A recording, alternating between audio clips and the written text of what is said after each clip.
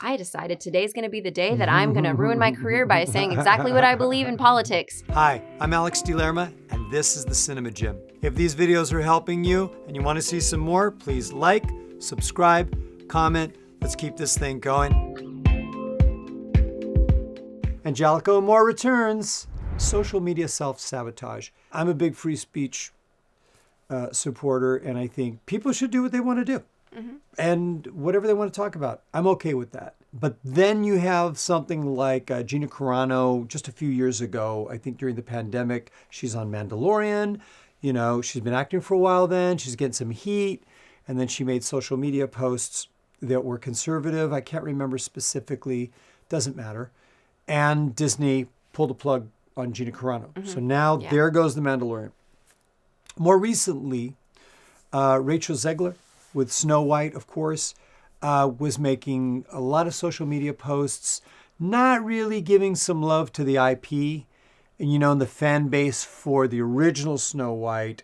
And I think also you had some ideological differences with part of the audience, but she feels strongly about that. Yeah. If I were a friend of those two people, I would ask them the question, what is most important to you right now at this point in your life? Is it your career? Is it, making an impact on an issue, or is it are they kind of equal? And I think for younger actors coming up, who are encouraged, hey, get on social media, get noticed out there. Yeah. Create a viral video. You know, managers and agents want you to be active. Hey, I need my star rating up. You know, there's all of this pressure. What's your kind of take on it? So I think for me, you know, I don't have a name. I'm not out there. I'm not at even the level of Rachel Zegler. Like, I'm not there. Right. You work, but you're not yet in that space. Exactly. But with that in mind, you know, I think a lot of the time, you know, as actors, we want to still have that individuality, so to speak, like the thing that, hey, we're still a person, we still have viewpoints, we still have thoughts. For someone like me, seeing all of this kind of bird's eye view and watching kind of the fall of certain, you know, celebrities, it is scary because I will, you know, hopefully be there one day, and I worry, can I say something? Should I say something?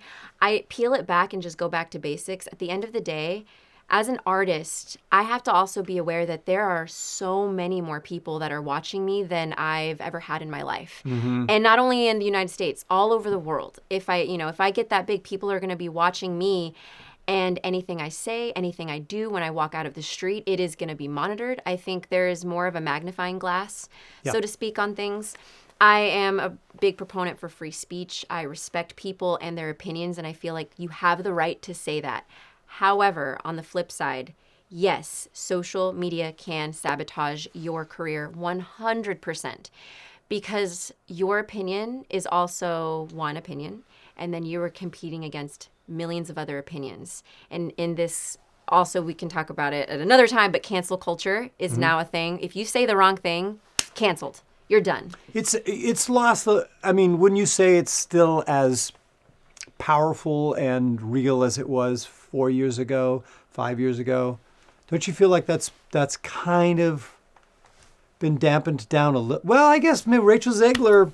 Yeah. I mean, she's taken heat. She definitely took heat. And you know what's interesting, just to go on that, I was shocked that Peter Dinklage didn't take heat, because when he basically said, hey, ixnay on the dwarfs, don't want dwarfs, that's negative.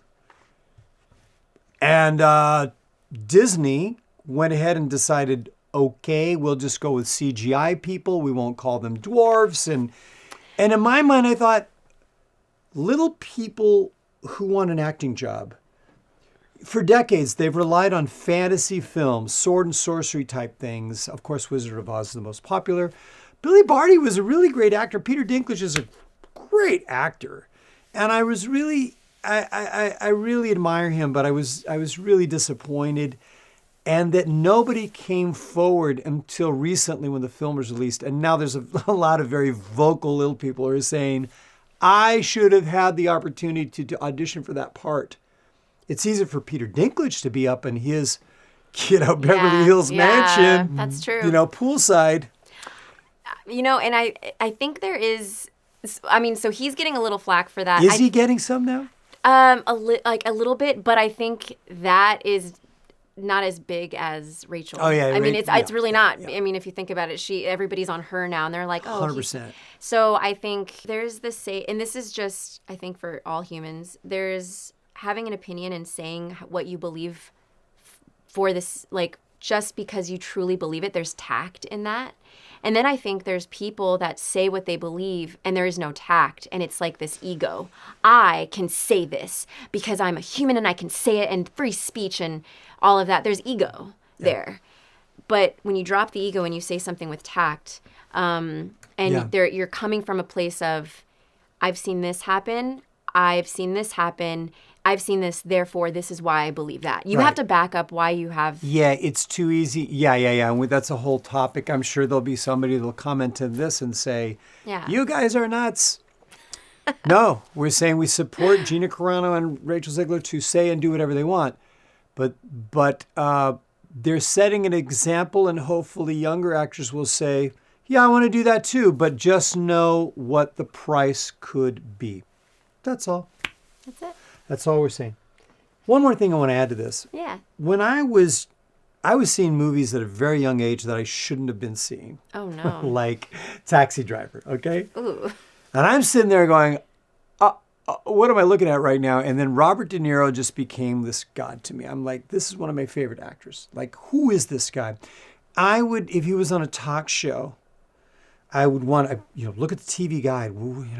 Okay. And I wanted so desperately to know, who is he in real life? Yeah. And magazine articles and interviews. And at that time, Robert De Niro did something that I think is a throwback to the 60s and the 70s for actors who took their art really seriously and that they understood remaining a mystery.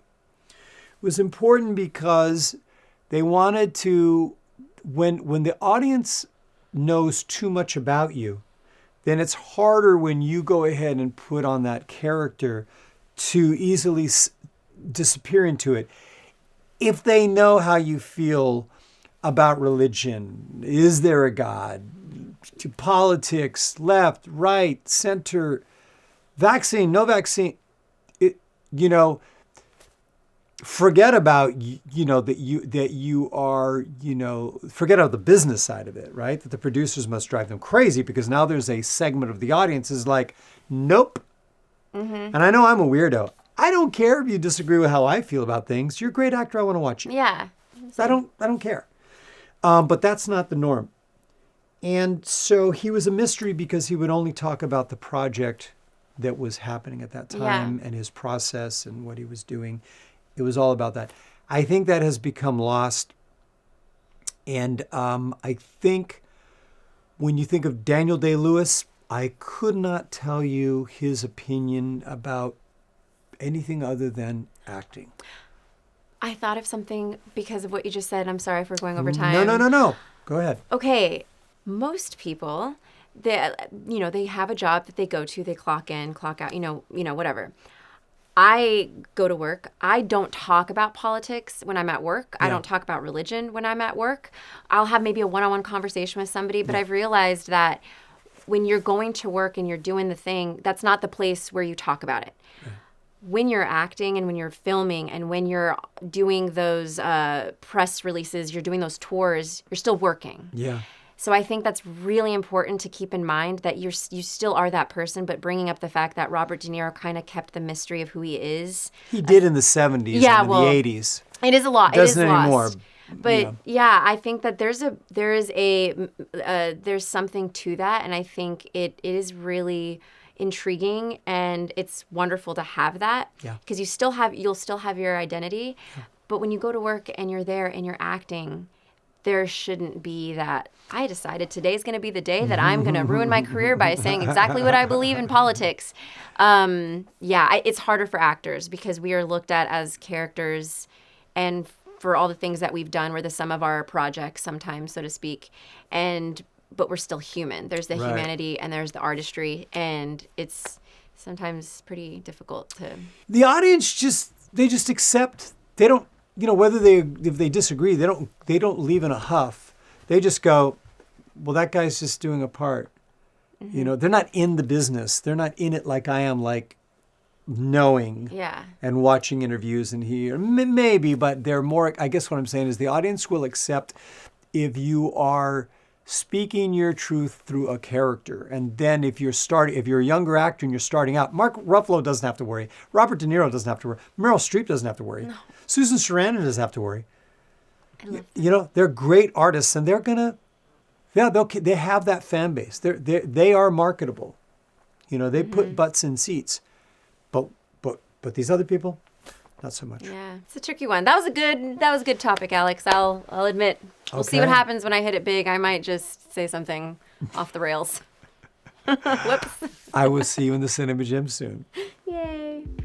The Cinema Gym is all about helping you transition from the stage to the screen. If you're interested in classes, seminars, or private coaching, you can visit the website. Hope to see you in the gym soon. TheCinemaGym.com for virtual one-on-one coaching for camera.